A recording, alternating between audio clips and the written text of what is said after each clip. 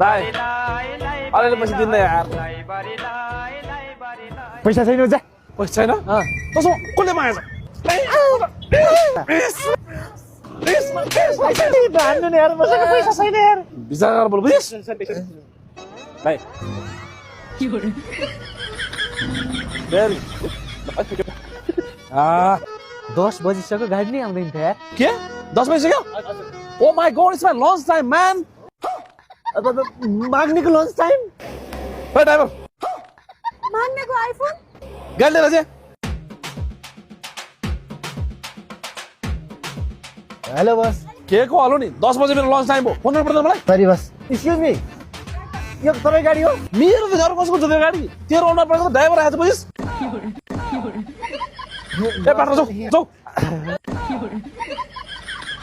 जियो पनि तपाईँको पार्टनर हो पार्टनर 25% सेयर छ यसको यो कम्पनीमा या यस्तो हट्टाकट्टा भएर पनि पैसा कमाउन कस्तो नि सोच हो क्या तपाईँहरूको यार के रे जापानिज टाइपको सोच भनेको के सुन्नुभयो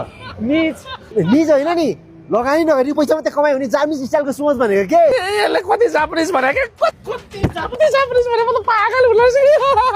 दाजु उहाँ किन जापानको नाम सुन्ने बित्तिकै आदि बोलाउनु भएको के हुनु नि उहाँले विगत 4 वर्षदेखि जापानिज ल्याङ्ग्वेज पढ्दै फेल हुँदै त्यही भएर फ्रस्ट्रेट भएर उहाँले यो बिजनेस अप्नाउनु भएको तपाईँले जापानिज भाषा पढ्नु भएको हो नि त्यसो भए जापानिज नमस्तेलाई के भन्छ भन्नु त नमस्ते चोरले भन्छ ए तिरिका तपाईँले त मोर भाषा सिकाएछ नि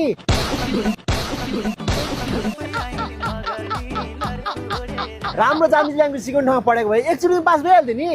तर कतै जापानिज ल्याङ्ग्वेज राम्रो सिकाउने ठाउँ थाहा छ